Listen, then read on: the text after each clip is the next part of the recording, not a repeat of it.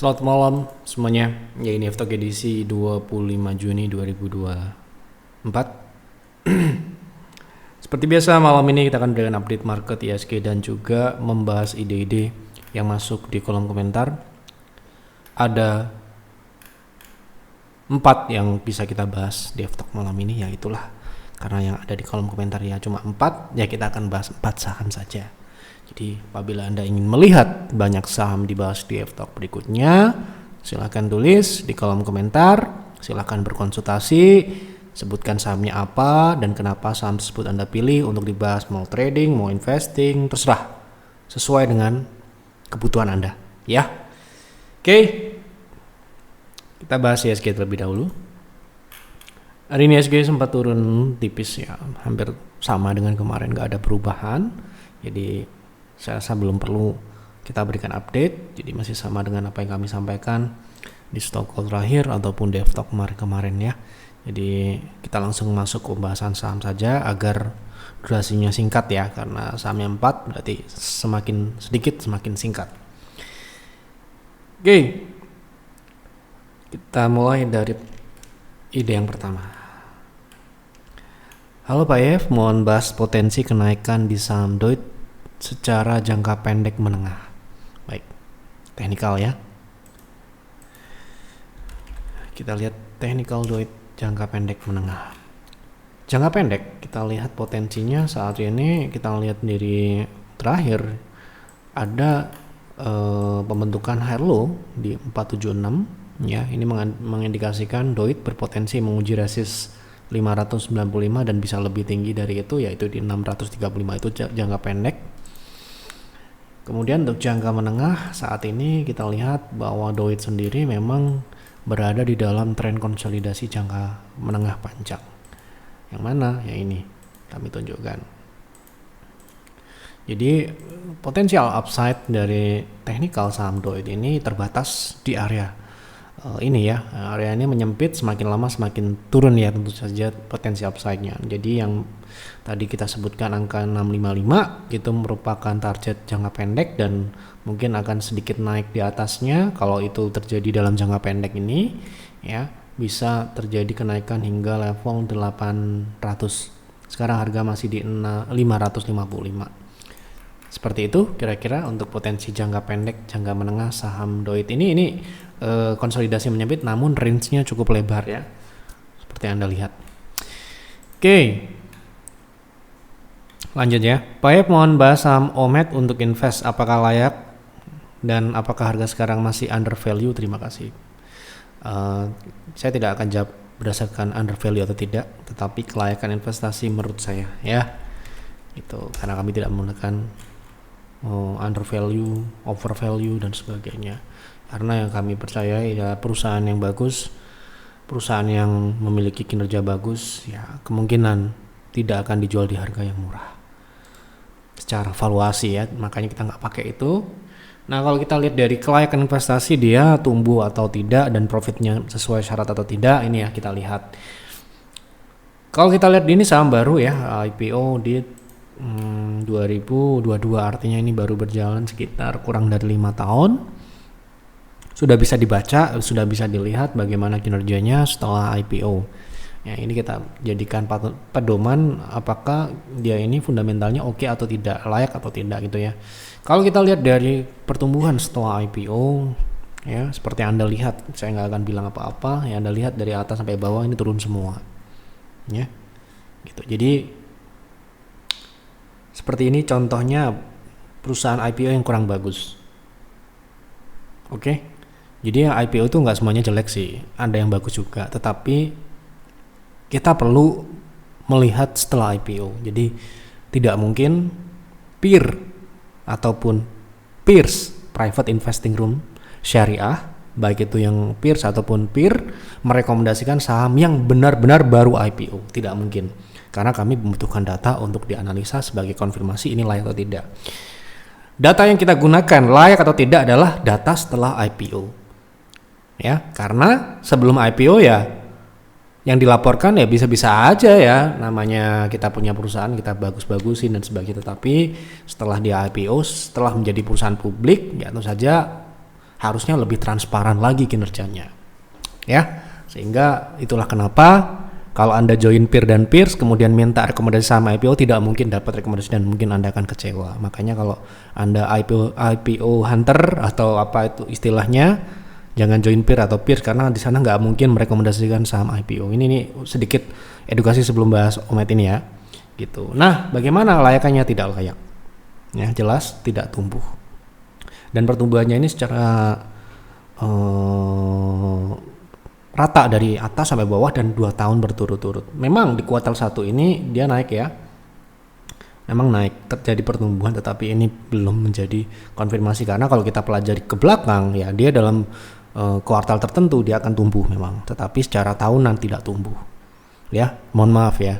Jadi kita tidak ini under value atau for value tidak, tetapi ini tidak layak karena dari sisi pertumbuhan tidak memenuhi syarat. Kemudian secara profit marginnya ini oke, memenuhi syarat, tapi ini sudah dibatalkan dengan ketidakpertumbuhannya tadi, tidak tumbuhnya tadi. Oke, gitu ya jawabannya. Itu jawaban yang sangat singkat ya, jadi Anda perlu berkonsultasi dengan advisor, mungkin mereka akan memberikan data yang lebih detail. Kenapa kok ini bisa tidak tumbuh dan sebagainya. Karena kalau Anda berkonsultasi dengan advisor itu mereka akan menunjukkan data-data yang lebih detail lagi. Oh, ini kenapa kok ini naik tetapi kok tidak layak. Ada perusahaan yang tumbuh tetapi kita tidak bilang tidak layak karena ada sesuatu. Pertumbuhannya itu misalkan pertumbuhan yang tidak organik dan sebagainya. Tugas mereka lah yang mungkin akan memberikan lebih detail informasinya. Tapi secara garis besar Omet tidak layak invest menurut saya. Masih banyak pilihan yang lain. Andai kata tidak ada saham yang lain, mungkin barulah Omet kita pilih. Tapi karena ada 800 saham ya yang lain yang bisa kita pilih, apalagi sekarang ini indeks sedang turun, kenapa harus Omet gitu ya? Gitu. Sekali lagi itu menurut saya Anda boleh beda, Anda bilang itu under value, monggo aja. Pak tolong bahas SMGR apakah layak untuk dividend investing? Oke.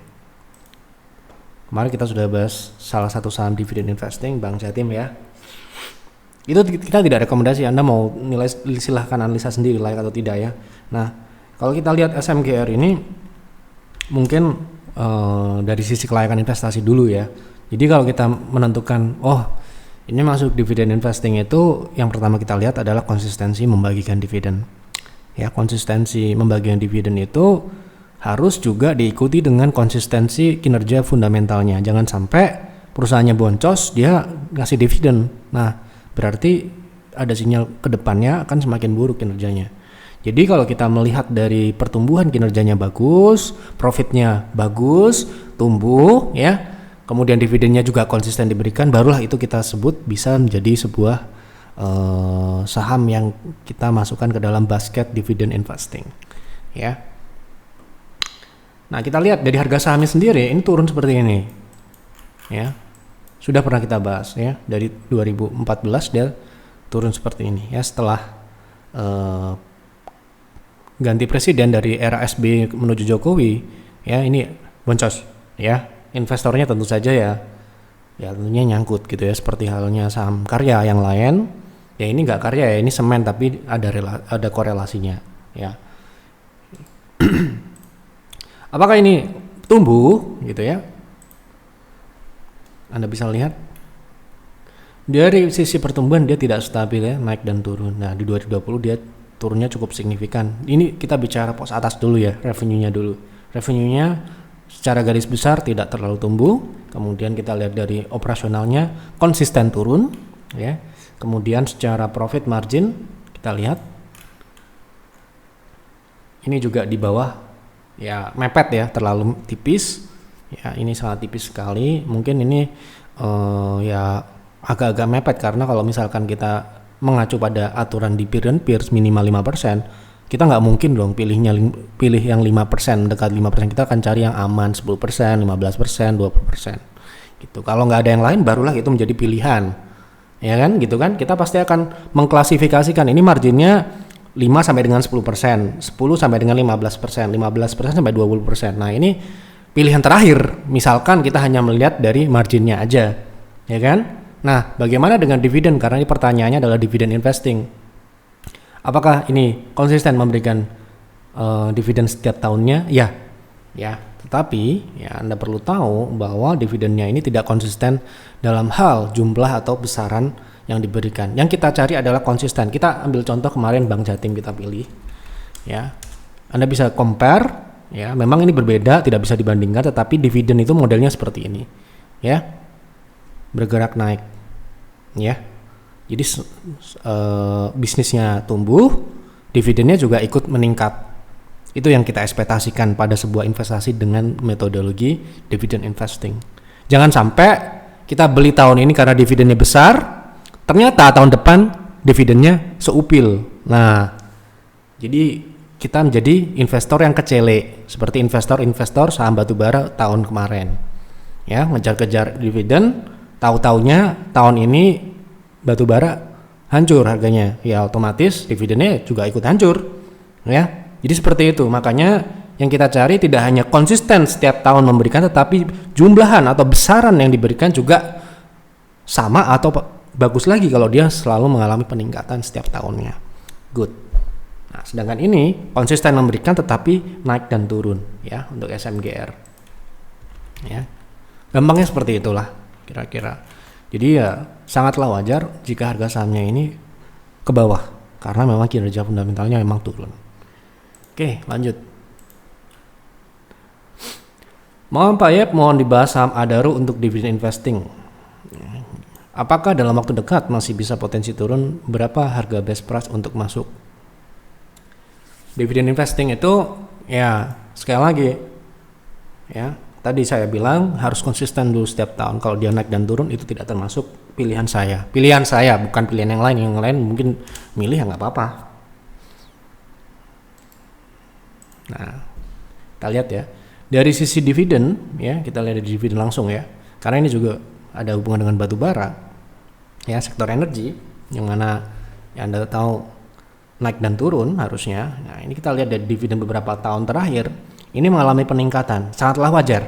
Kenapa begitu? Karena dividennya ini dihasilkan dari bullish di tahun 2020 sampai dengan 2022. Harga batu bara mengalami bullish. Nah, sedangkan di 2024 ini seperti Anda tahu harga batu bara sudah turun alias bearish.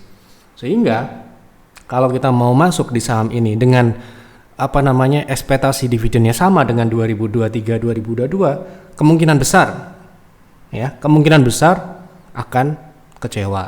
Ya, karena dividennya akan kembali seperti di 2020 atau mungkin di 2019.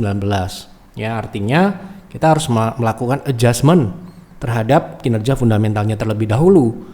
Jadi ekspektasi kita itu harus di-adjust dengan kondisi saat ini. Karena dividen yang dihasilkan tahun ini hasil dari tahun kemarin dan tahun besok dihasilkan dari tahun ini gitu toh. Nah, maka dari itu kita harus lihat ya bahwa kinerja Adaro ini sangat ditentukan oleh ya anak-anak usahanya yang juga berkorelasi dengan batu bara. Ya. Gitu. Jadi kalau untuk dividend investing kemungkinan saya akan pilih yang lain. Meskipun ya kita nggak bisa pungkiri dividen di saham batubara itu sangat besar, tetapi habis itu ya nggak besar lagi kalau harga batubaranya lagi turun. Gitu ya, jangan mengharapkan dividennya sama dengan ketika harga batubara itu sedang bullish. Gitu loh, ya. Kembali tadi aturannya adalah yang kita cari adalah dividen yang konsisten. Ya. Jangan sampai naik terlalu tinggi tahun depannya boncos seupil jadi kecil gitu ya, dari besar menjadi sangat kecil atau sebaliknya gitu ya. Kita cari yang konsisten. Misalkan tahun ini kasih 100 per lembar, tahun depan kasih 105 per lembar gitu. Atau 2 tahun lagi dia ngasih 110 per lembar. Nah, itu yang kita cari. Jadi kita bisa secara pasif, karena dividen investing ini termasuk ke passive investing, kita lebih tenang dan nyaman ya. Jangan sampai kita beli sekarang dividennya yieldnya adalah 17%, ya kan? Besok tahun depan ya misalkan katakanlah dividennya sebesar Rp400 per lembar, tiba-tiba besok jadi Rp100. Nah, artinya hitung-hitungan kita jadi sulit ya, karena wah ternyata anjlok sekali dividennya gitu. Ya, sekali lagi ini menurut saya loh ya. Jadi terlepas harga saham yang naik turun, saya mengkategorikan saham batubara itu hanya untuk siklus siklikal untuk mencari momentum jangka pendek menengah saja, maksimal jangan menengah. Ya. Kita invest saham Adaro, kita invest saham ITMG, tetapi kami sudah bersih sejak 2023. Kita sudah tidak punya lagi. Tidak mencari dividen juga, ya. Hanya mencari momentum, ya.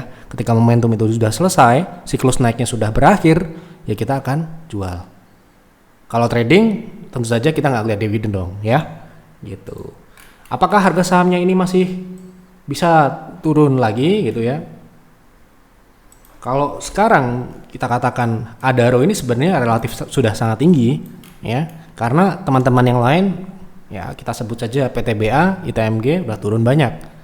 Ya, terakhir kita trading di saham Adaro ini bulan Juni, ya kan, di PTR ini ya, Mei. Nah, kita tunjukkan saja. Kenapa kita hanya mengambil momentum aja, swingnya, ya kita tidak invest, ya, gitu. Beli di 2100, ya, waktu itu ada analisa juga di website kalau Anda juga baca, nih ya. Setelah itu kita tidak sentuh lagi karena harganya sudah sangat tinggi untuk saat ini, ya kan? Nah ini,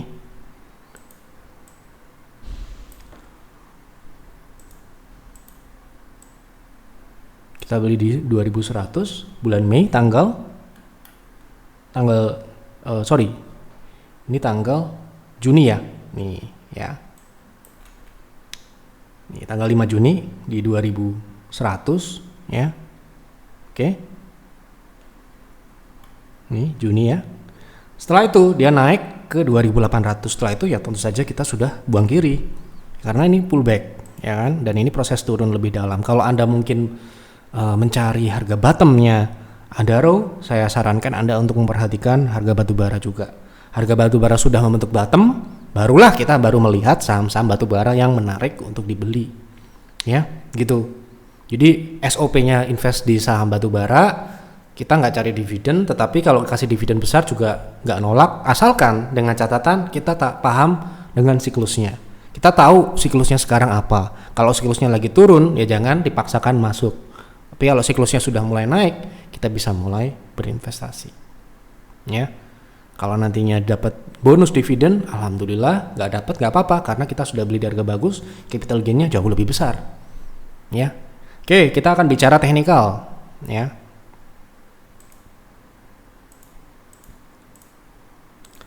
Secara teknikal, ya sekali lagi ini sama kemarin kita sudah bilang masalah ITMG, Astra juga, yang ada korelasinya dengan batubara. Saya rasa Adaro ini sendiri sekarang ini sudah membentuk sebuah resist yang cukup kuat di area 2900 ini. Yang mana jika ini tidak dilewati, artinya kemungkinan besar Adaro akan berpotensi turun dalam jangka menengah, yaitu ke 2400 dan kembali ke harga beli kita di bawah 2100 ini, ya. Itu 0,618 ya dari potensinya itu setidak-tidaknya akan menguji trendline jangka panjang, ya. Artinya bisa lebih dalam dari itu. Tetapi sementara ini kita akan berpedoman pada Fibo terdekat di 2400, lanjutannya 2060. Kalau kita mau invest, sekali lagi kita perlu melihat batu baranya dulu. Kalau sudah bagus di harga berapapun, kita bisa lihat nanti menarik atau tidaknya, ya. Gitu. Sekali lagi untuk dividen investing, mungkin dividen 3 tahun ini nggak cuma Adaro, TMG, PTBA semua besar. Tapi kita lihat nanti, ya. Dengan harga batubara yang sedang turun, berapa yang mereka akan kasih, ya, gitu. Oke, gitu kira-kira. Sekali lagi, ini menurut saya Anda boleh beda. Oke, terima kasih atas pembahasan BJTM Pak Yef. Untuk dana pensiun 20 tahun ke depan selain BJTM boleh masuk ke saham apa lagi Pak Yef? Mohon pencerahannya, terima kasih. Mohon maaf ya, kita tidak bisa merekomendasikan di stock ini. Kalau ditanya kita jawab seperti yang tadi, ya. Tapi kalau Anda minta dicarikan, mohon maaf, merekomendasikan itu ada tanggung jawabnya dan harus dilaporkan di dalam laporan kinerja, ya. Jadi harus ada lengkap, ya, seperti yang kami berikan di Peer dan Peers, ada rekomendasi, ada panduan membeli sampai dengan menjual dan nantinya dilaporkan di dalam laporan kinerja yang ini.